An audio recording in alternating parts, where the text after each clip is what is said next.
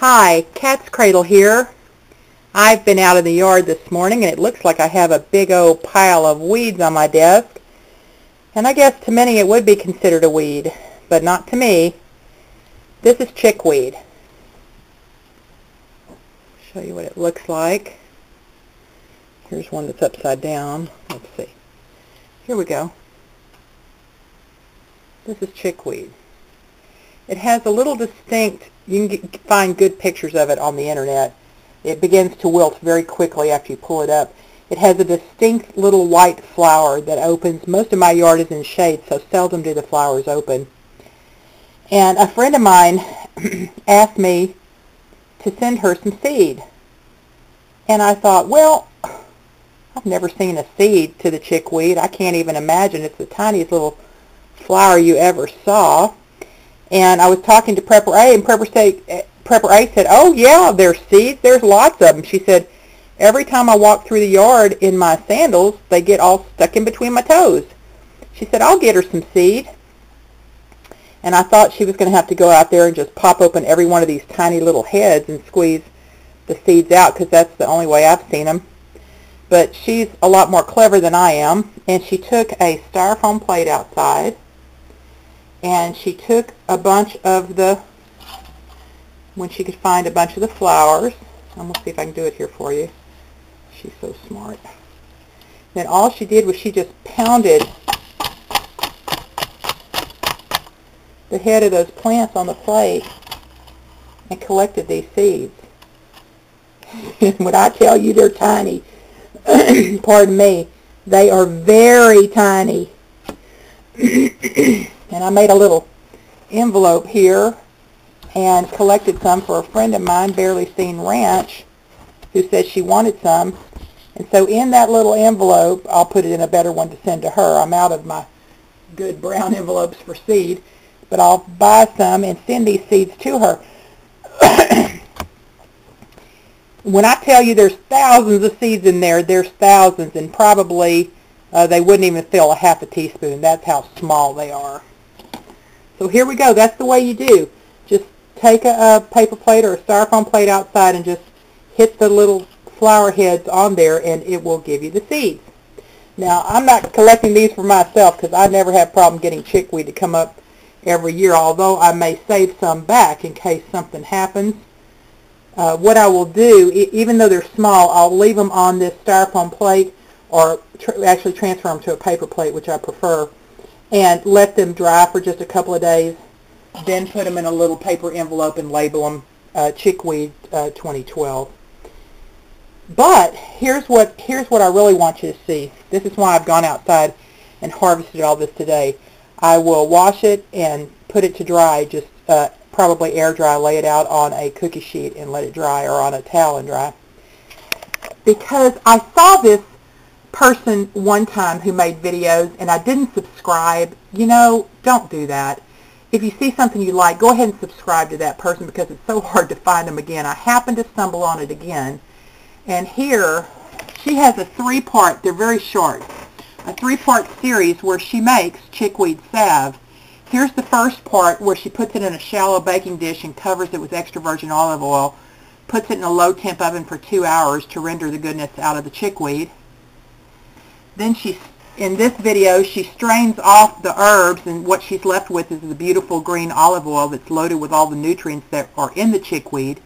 She also breaks a vitamin E, that's what she has on the end of that toothpick, a vitamin E capsule in there as a preservative.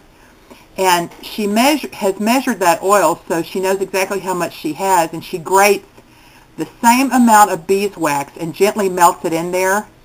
And then she pours it into sterilized jars, and she has her chickweed salve.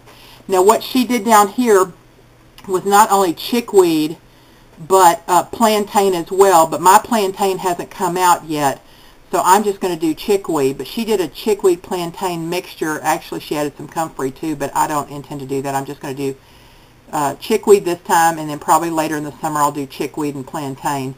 But she has this beautiful green salve that's loaded with antioxidants and all kind of healing. It has all kind of healing properties. She said it's excellent on healing cuts and wounds. and I can't wait to make some. I don't have any beeswax right now, but I've ordered some and it's coming, and I'm going to make it. I don't think I'm going to make this video because it's so excellent. I mean, there's no sense in me taking my time to remake it. Her little 3-part series is wonderful.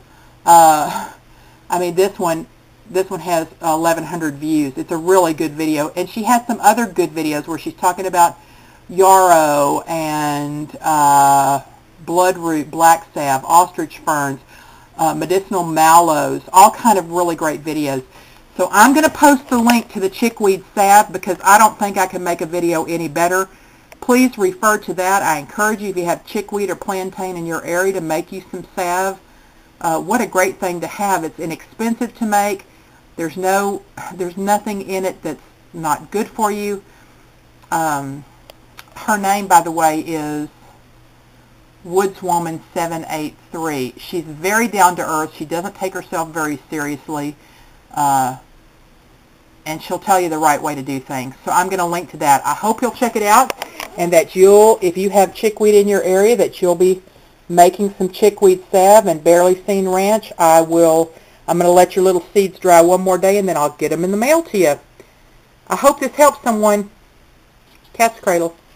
I thought I'd show you just a couple more things. I have a new plate here, and here's where I shook the chickweed onto this plate, and I got a bunch of stems and things, but the seeds are so small. I think I'm going to be able to put them through this strainer and try to do it one-handed and see if I can get all the stuff I don't want out, and just, let me see if I can do this.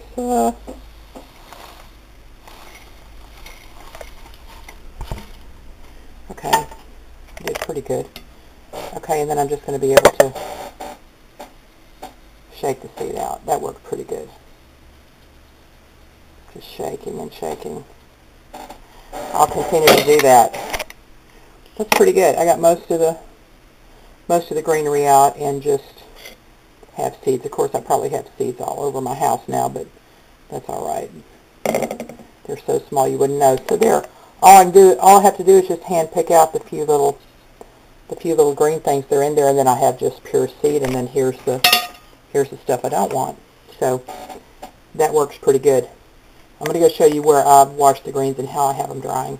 Here's what I did. I washed the greens just with water, and I put them in a colander to drain, and when I thought I had them drained pretty good, then I spread out a bath towel here on my kitchen counter, and I have them all spread out to dry.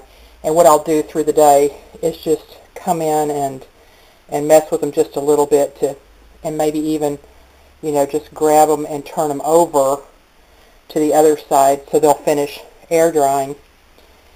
And when they've done that, until my beeswax comes in, it'll probably be a couple more days, I'll probably just put them, I may just leave them wrapped, I may just wrap them up in this towel, or I may even put them in a paper sack just to wait until my beeswax comes, till I can make my salve. But there they are. They're beautiful and green, and can't wait to make it. Okay, that's all.